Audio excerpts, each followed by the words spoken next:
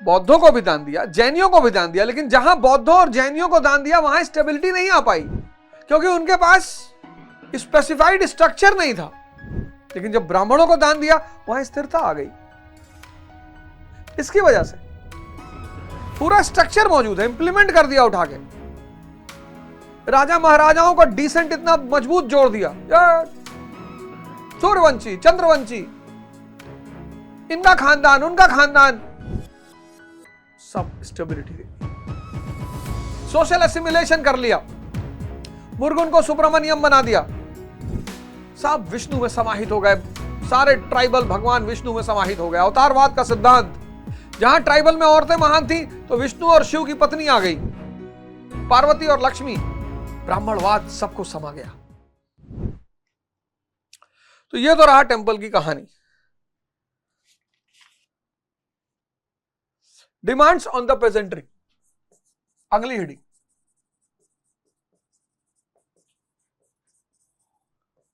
अब 200 बीसी से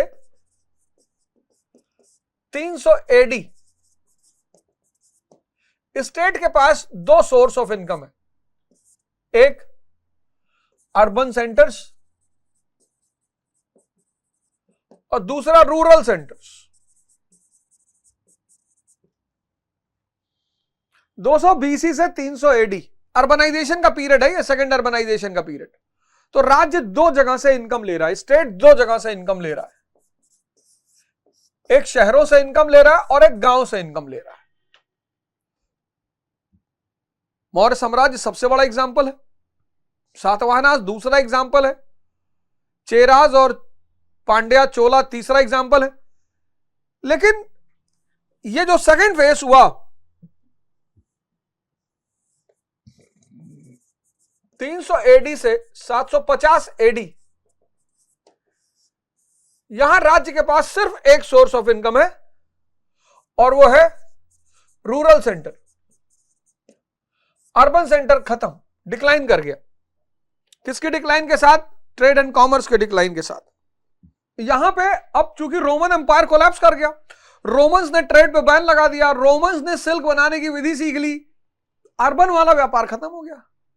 तो अब इस फेज में 300 एडी से 750 एडी का जो फेज है, इसमें सबसे ज्यादा भार किस पे पड़ा?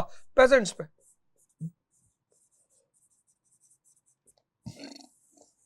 पेजेंट्स पे लैंड टैक्स लिया, बेनोवेलेंस लिया।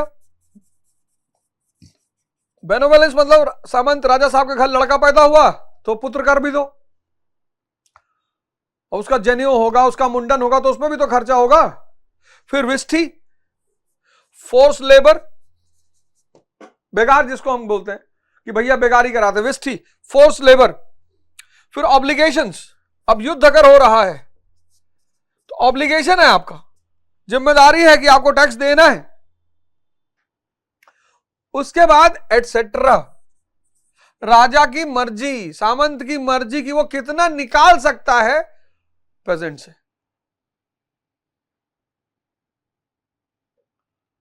यानी किसानों का जमकर शोषण हुआ इस दौर में, सबने लूटा, सामंतों ने, राजाओं ने, महाजनों ने। रूरल एक्सपेंशन, अगली हेडिंग। ग्रामों का विस्तार होना ही था, होना ही था। ग्रामों का विस्तार होना ही था। किसके थ्रू हुआ? लैंड ग्रांट के थ्रू। किसके नेतृत्व में? ब्राह्मणिज्म के नेतृत्व में। क्यों? क्योंकि ब्राह्मणिज्म के पास प्रिंसिपल्स हैं। किसके? पॉलिटी के, सोसाइटी के, इकोनॉमी के, रिलीजन के। अब पॉलिटी के लिए कौन सी किताब है उसके पास? अर्थशास्त्र।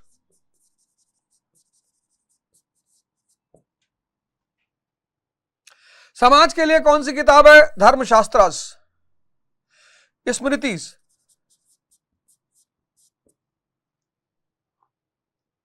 इकोनॉमी के लिए कौन सी किताब है उसके पास? विष्णु पुराण। सारी रिलीजन के लिए तो उपनिषद,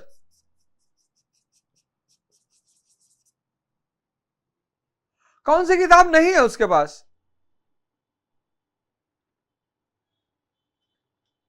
इसलिए बुद्धों को दान दिया, जैनियों को दान दिया, पर वहां स्थिरता नहीं आ पाई।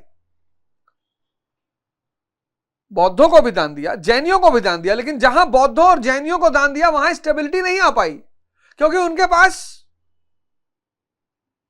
स्पेसिफाइड स्ट्रक्चर नहीं था। लेकिन जब ब्राह्मणों को दान दिया वहां स्थिरता आ गई। इसकी वजह से पूरा स्ट्रक्चर मौजूद है, इंप्लीमेंट कर दिया उठा के। राजा महाराजाओं को डिसेंट इतना मजबूत जोड़ दिया, यार सूर्यवंशी, चंद्रवंशी, इनका खानदान, उनका खानदान, सब स्टेबिलिटी दे दी।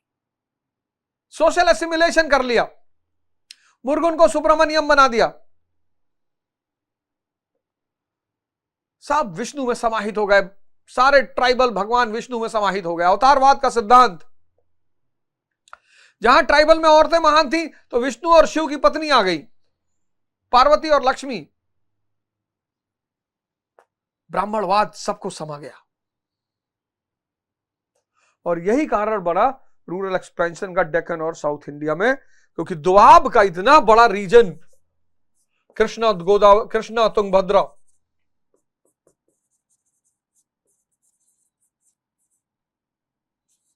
कृष्णा तुंगभद्रा, कृष्णा गोदावरी,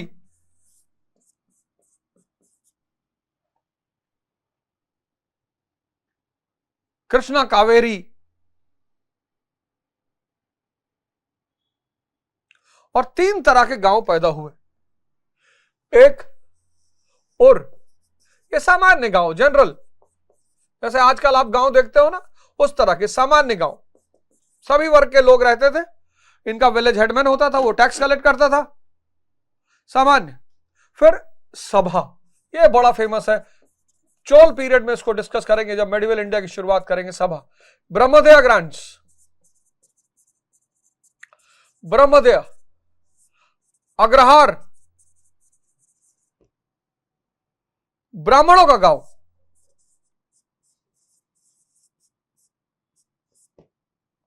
ये सभा। और तीसरा नगरम, जहां ट्रेडर्स और मर्चेंट्स रहते थे, और इनका मुखिया कहलाता था महाजन। Rural expansion, social structure. अब यार राजनीति पढ़ लिए, इकोनॉमी पढ़ लिए, टेंपल पढ़ लिए, तो मानी सी बात है सोशल स्ट्रक्चर में सबसे डोमिनेंट कौन होगा? राजा, प्रिंस। फ्यूडलिज्म में सबसे डोमिनेंट कौन? प्रिंस।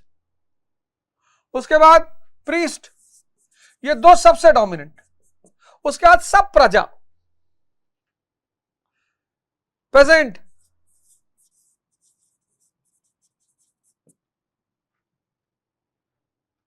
इसी पेजेंट में सब आएंगे, किसान भी आएंगे, मजदूर भी आएंगे, क्राफ्टमैन भी आएंगे, सब इसमें आएंगे। और फिर स्लेव्स।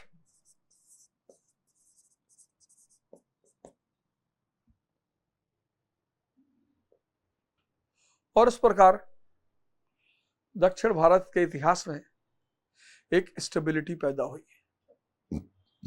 वो जो स्टोरी शुरू हम देखते हैं Daimabad, Indus valley civilisation, Daimabad से फिर हम आते हैं 16 महाजनपद,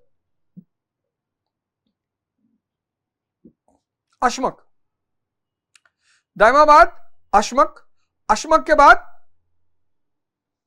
सातवाहन, सातवाहन के बाद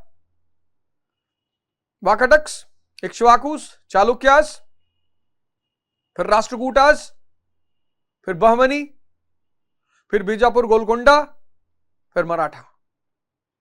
दक्षिण में चेर, पांडे, चोल, पल्लव, पांडे, चालुक्य, फिर चोल साम्राज्य,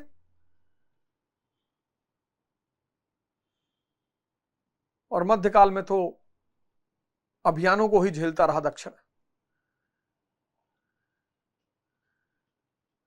और इस प्रकार दक्कन और दक्षिण की कहानी को, के विकास को एक स्टेबिलिटी मिलती है।